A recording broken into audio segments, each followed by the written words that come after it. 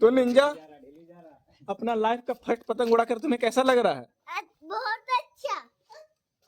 पतंग कैसा उड़ रहा है? उड़ रहा, बहुत अच्छा उड़ रहा है दोस्तों। Super fine. नमस्कार साथियों। नमस्कार साथियों। मकर संक्रांति अब आने वाला है मकर संक्रांति अब आने वाला है और मकर संक्रांति फेमस है मकर संक्रांति फेमस है दही चूड़ा खाने के लिए दही और चूड़ा पतंगबाजी खाने करने के लिए।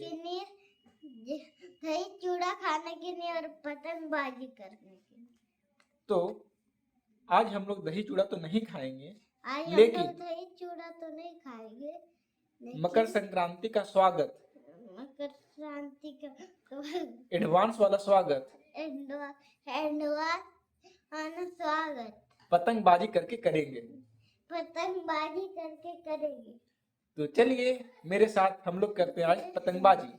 दोस्तों आज हम और मेरे पापा पतंग लेकर के आए हैं और आए हैं मकर संक्रांति, तो आए हैं तो पतंग उड़ाने। अभी मकर संक्रांति नहीं आ गया, कोई बात नहीं। तो दोस्तों, पतंग उड़ाने के लिए सबसे जरूरी क्या, पहले पतंग खरीद लें और उसके बाद लटाई और धागा। दोस्तों हम थोड़ा सा कट हुआ था वीडियो, तब हम लोगों ने एक काम कर लिया था, गेट बंद कर दिया था और साथ में ये नटाई को भी खोल दिया था। तो चलिए अब इसको लपेटते हैं। तो ये है लटाई और ये है धागा। तो सबसे पहले इस लटाई को हम लोग कागज से रैप कर देंगे, उसके बाद इसके ऊपर धागा को लपेटेंगे। क्योंकि ये बांस का बना होता है और बीच बीच में धागे फंस जाते हैं, तो इसे सपाट करना जरूरी हो जाता है।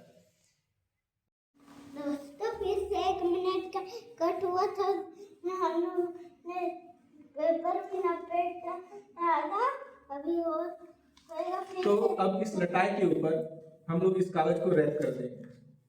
ओके, रैप को करने के लिए सीधी सी है, आप लटाई पकड़े, कागज को इसमें फोल्ड करें और टैप मार दे दोस्तों। टेप बिल्कुल सही, निंजा ने बिल्कुल सही कहा है, इसे आप टेप मार दें ऊपर से। उसके बाद धागा भी आप लोग को लपेटना होगा, टेप मारे तो छोटे पापा जैसा। अब ये हमारा लटाई अब धागा बांधने के लिए तैयार है। अब हम लोग इस लटाई में इस धागे को बांधेंगे। तो इसके लिए निंजा मेरा हेल्प कर रहा है और वो एक छोर से धागे को पकड़ा हुआ है और अब हम इसमें धागा लपेटना शुरू कर चुके हैं।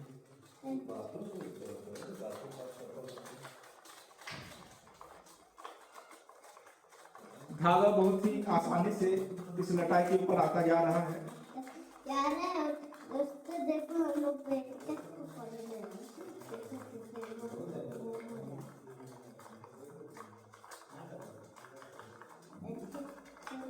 थोड़ा समय लगेगा,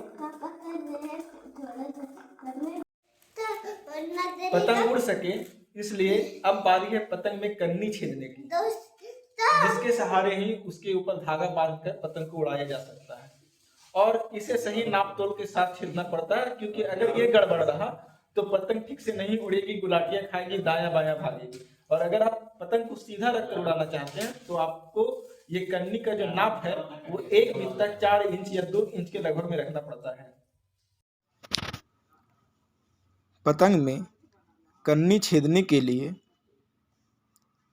हम 1.5 से 2 मीटर लंबा धागा काट रहे हैं।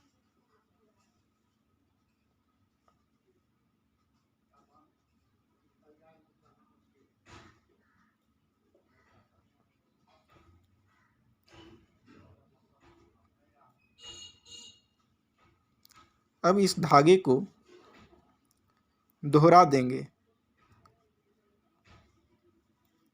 ताकि पतंग की कमानी ठीक से बांधी जा सके और मजबूती बनी रहे।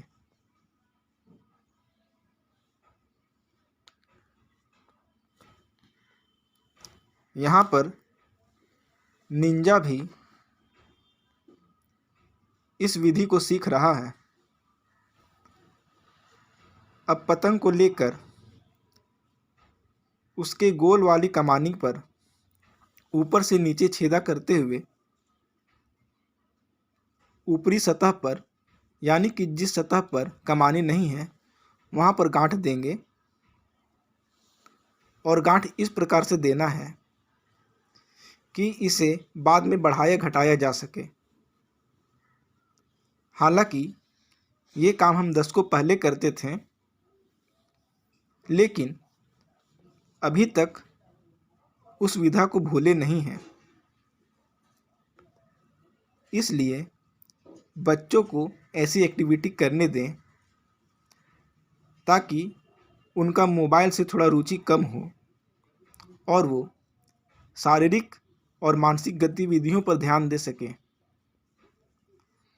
अब पतंग के निचले हिस्से में धागे को बांध दिया जा रहा है। आप देख रहे हैं कि कमानी के दूसरे साइड में, यानी कि पतंग जिस साइड में सपाट है उस साइड में गांठें बांधी जा रही हैं और पतंग की इसी साइड से पतंग को उड़ाया जाता है और दूसरा साइड बाहर ही रहता है। मतलब आपका फेस पतंग उड़ाने समय इसी फेस के सामने रहेगा। अब एक बित्ता 2 इंच के अनुपात में या गैप में दोनों सिरों को बांधने के बाद अब दोनों के बीच की दूरी को बराबर कर दे रहे हैं ताकि पतंग बैलेंस रहे और कंट्रोल्ड रहे। अगर ये लंबाई ऊपर नीचे हुई तो पतंग गुलाटियाँ खाएगी या दाएं बाएं भागेगी। इसलिए इस हाइट को बराबरी पर रखकर मैनेज करें। अगर पतंग का ये गांठ आपने सही बांधा तो पतंग सीधी उड़ेगी और इसे कंट्रोल करने में परेशानी कम होगी और आप अपनी मर्जी के अनुसार इसे दायां या बायां झुका सकेंगे या गुलाटियाँ दिलवा सकेंगे।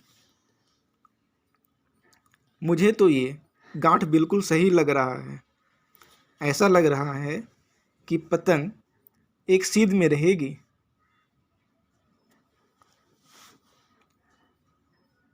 अब चलते हैं हम लोग पतंगबाजी के लिए।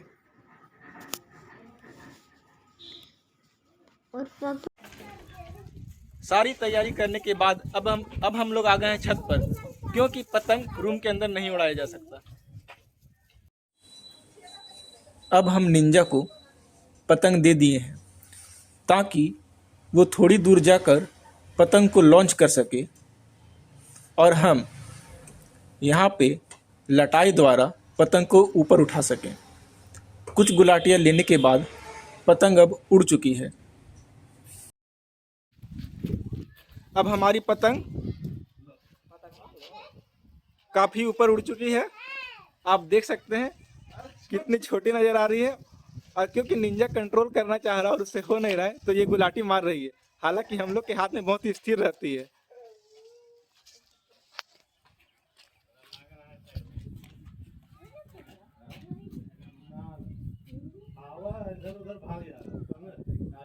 अचानक से छोड़ देता हूँ। पकड़ कर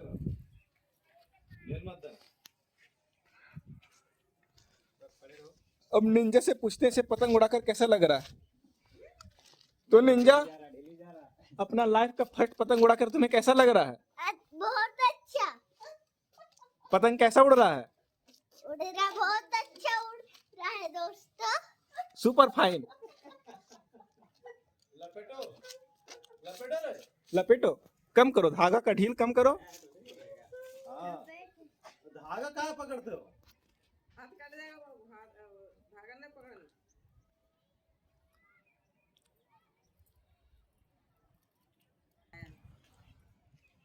सूर्य अब अपने उत्तरायण से मकर की ओर जा रहा है। इसका मतलब ये है कि अब बारिश धुंध ये सब मौसम में नहीं रहेगी, जिस कारण से मौसम साफ रहता है और आसमान मखमली होता है। मखमली होने का मतलब है कि बादल वगैरह बहुत कम होते हैं पानी वर्षा की संभावना बहुत कम रहती है और हवा भी अच्छी चलती है, जिसमें पतंग अच्छे से खिल सकता है। इसलिए इस महीने को पतंगबाजी के लिए चुना गया है।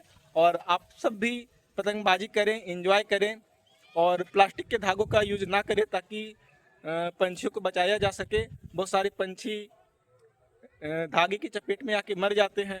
तो इन बातों को ध्यान में रखना है और मस्ती से एंजॉय करना है।